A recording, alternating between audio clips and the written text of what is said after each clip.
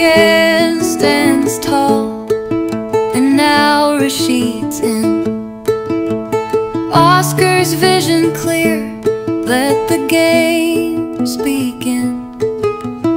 Midfield magic, the red and gold ignite. East Bengal's heart beats bold and bright. Hello guys, welcome to the new episode of Fire and Scripted. আজকের এপিসোডে সবাইকে স্বাগত।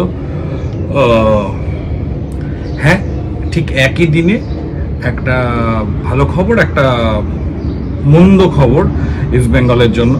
মন্দ খবরটা দিয়ে শুরু করি, যেহেতু ক্রম পর্যায়ে মন্দ খবরটা আগে এসেছিল যে ইভান, যার সঙ্গে প্রায় চূড়ান্ত হয়ে গেছিল, সেন্টার ব্যাক যার সঙ্গে প্রায় চূড়ান্ত হয়ে গেছিল কথাবার্তা ইস্ট বেঙ্গলের, শেষ মুহূর্তে সে ডিলটা কোলাপস করে বিকজ অফ দ্য রিলিজ টাইমের ওপর। কারণ যেটা কালকে লাইভে বিস্তারিত আলোচনা করেছি যে ইভানের চুক্তি ছিল ডিসেম্বরের 31 তারিখ অবধি 2025 সালে।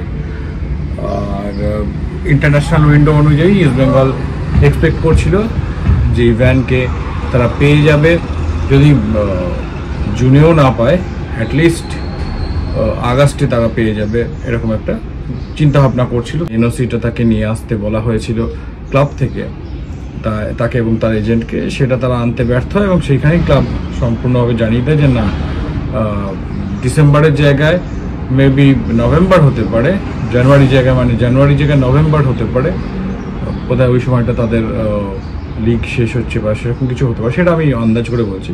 মানে কিছুতেই সেপ্টেম্বরে ছাড়া যাবে না, আইএসএল এর শুরুতে বা ইন্ডিয়ান ফুটবল সিজনের শুরুতে ছাড়া যাবে না। সুতরাং যদিও আরেকবার চেক করতে বলা হয়েছে তাকে এবং তার এজেন্টকে, তো ইস্ট বেঙ্গল মোটামুটি দ্বিতীয় অপশন দেখতে শুরু করেছে। মন্দ খবরের পরেই ভালো খবরে আসি। মন্দ খবরটা আমি ওই জন্য থাম্বনেলে রাখিনি। মোহাম্মদ রশিদ, প্যালেস্টাইনের 29 বছর বয়সী মিডফিল্ডার, যে কিন্তু ডিফেন্সিভ রোলেও খুব ভালো এবং অ্যাটাকিং রোলেও খুব ভালো, এরকমই একটি প্লেয়ার, তাকে কিন্তু সই করিয়ে ফেলেছে প্রায় বলতে পারি। যেহেতু ফাইনাল এগ্রিমেন্ট, সইটা তো ট্রান্সফার উইন্ডো খোলার আগে হয় না, তো সেক্ষেত্রে ফাইনাল এগ্রিমেন্ট হয়ে গেছে, এটা বড়টা ভুল।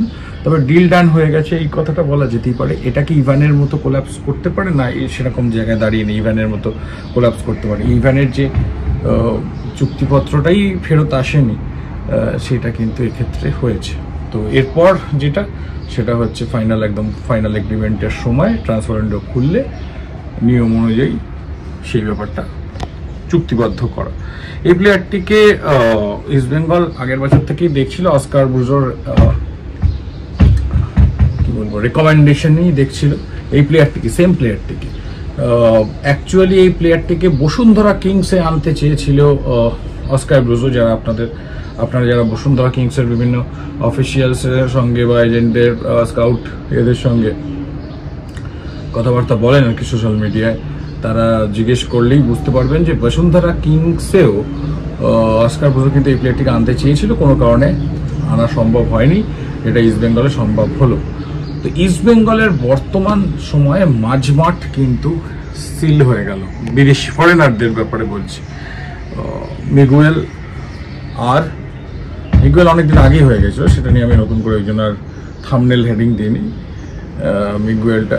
কিন্তু মিগুয়েল একটা ভার্সেটাইল, স্কিলফুল বলতে পারো, মিডফিল্ডারও বলতে পারি, উইঙ্গারও বলা যায়। মিডফিল্ডেই তিনি খেলতে পছন্দ করেন, মিডফিল্ডার, এবং একজনের ডিফেন্সিভ কোয়ালিটিওয়ালা একটা বড় চেহারা প্যালেস্টাইন মিডফিল্ডার, যে কিনা আক্রমণ ভাগেও সমানভাবে সাহায্য করতে পারবে। এই ধরনের প্লেয়ারকেও কিন্তু ইস্ট বেঙ্গল সিকিউর করে নিল।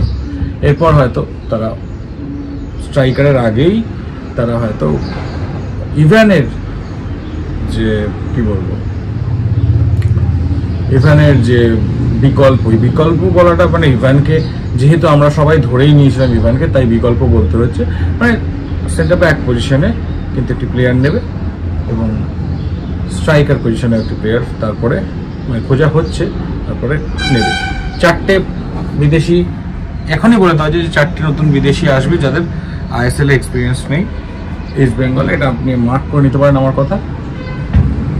যাদের আইএসএল এক্সপিরিয়েন্স নেই, যারা আইএসএল একদম নতুন আর আইএসএল নতুনভাবে চিনবে সেই বিদেশিদের, সেই রকম বিদেশি কিন্তু যুক্ত হতে চলেছে ইস্ট বেঙ্গলে 4 জন, অন্তত 4 জন। বাকি 2 জনের যতক্ষণ না ফেট তৈরি হবে ততক্ষণ কিন্তু এক্ষুনি বলা সম্ভব নয়। ডিয়ামান্টাকোস এখনো পর্যন্ত শিওর নয়, তাকে নিয়ে কোনো সিদ্ধান্তে বা কোনো রকম তার কাছে অপশান, অনেকে বলছেন তার কাছে অপশান এসে গেছে ইত্যাদি, তার কাছে কিন্তু কোনো অপশান এসে গেছে বলে আমরা এখনো শুনতে পাইনি। হ্যাঁ, সাউল ক্রেসপোকে অবশ্যইভাবে অফলোড করা হবে, কিন্তু সেটা ইন্টার কাশিতেই, এটা কিন্তু অ্যারেঞ্জলি বলতেই পারছে না এখনো পর্যন্ত। সেটা কোথায় করা হবে, কীভাবে করা হবে, গোল্ডেন হ্যান্ডশেক করে নেওয়া হবে কিনা, তার এজেন্টকেই নিজে খুঁজে নিতে হবে কিনা, এটা ভবিষ্যৎ বলবে। ইন্টার কাশি লিঙ্ক আপটা আইডিয়ান স্ক্রিপ্ট থেকে বলা হচ্ছে না, এটা মনে রাখবেন। হ্যাঁ, তো ব্যাস ইস্ট বেঙ্গল তাহলে দল গঠনের দিকে অনেকটা কাজ, ফরেনারের অনেকটা কাজ শেষ করে ফেললেন। অস্কার ব্রুজো এবং থংবয় সিংটো, এরা দুজনে মিলে হ্যান্ড টু হ্যান্ড খুবই ভালো কাজ করছেন আর কি ইস্ট বেঙ্গলের জন্য। বাকিটা কিন্তু নির্ভর করছে তারা, এই বিদেশিগুলো যাদের চয়ন করা হলো অনেক ভেবে চিনতে এবং বুঝে শুনে, তারা কীরকম পারফর্ম করেন তার উপর কিন্তু এবার নির্ভর করছে বাকি সময়টা আর কি। বাকিটা দেখা যাক তারা কীরকম পারফর্ম করেন, এর ওপরই কিন্তু নির্ভর করছে এই সিজন কীরকম যায়। চলো, ভিডিওটা ভালো লাগলে লাইক, কমেন্ট, শেয়ার করে দিবা।